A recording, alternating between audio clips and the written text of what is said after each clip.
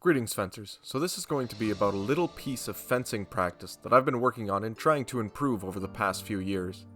So we'll look at what fencing at distance actually means and looks like, and why when you're fencing an advanced fencer it feels like they're always out of range. If you saw my video on improving counterattacks, there will be a little bit of crossover.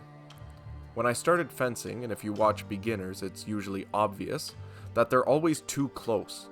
There's multiple reasons for that, but one is often the mental goal in our heads. We were trying to get to the distance where we can hit with our step, and that's because it's what instructors and YouTube videos will tell us.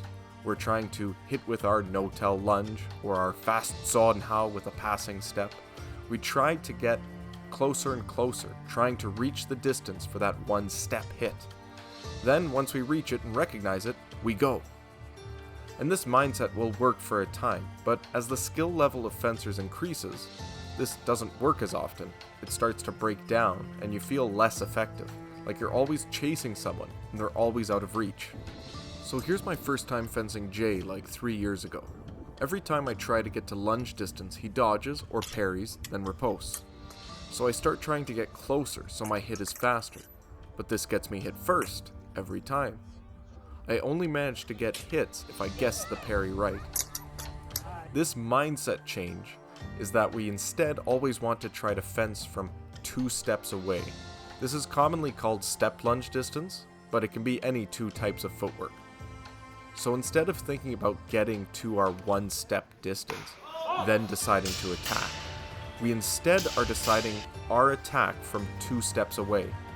As fencers progress, they can land these really fast just using a simple attack, but we can also use that first step to bind, beat, feint, etc. as a compound attack. So by fencing 2 steps away, we can retreat and defend with a lot more reaction time, so we can always stay safe. So although these 2 ways to break distance and attack can look similar, the difference is the mindset. We're not trying to get close and then deciding to attack. We are deciding to attack 2 steps away. That first step is preparation, so the end of our attack will land. Obviously, you can still fence open-eyed and change your decision between steps, but you're not taking that first step with no plan.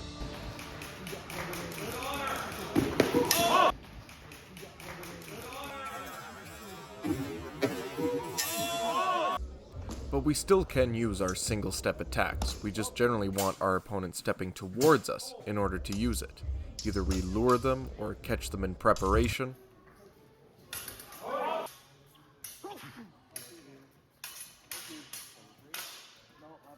Or it sometimes happens that you're both stationary after an exchange, and generally it's just first to attack will hit.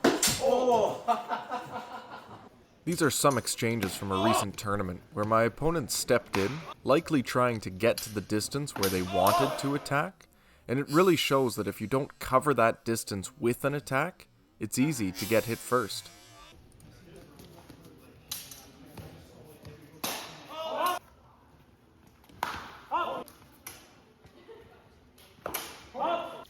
However, in these exchanges, my opponents always use 2 steps to attack, and compound sword motions with each step.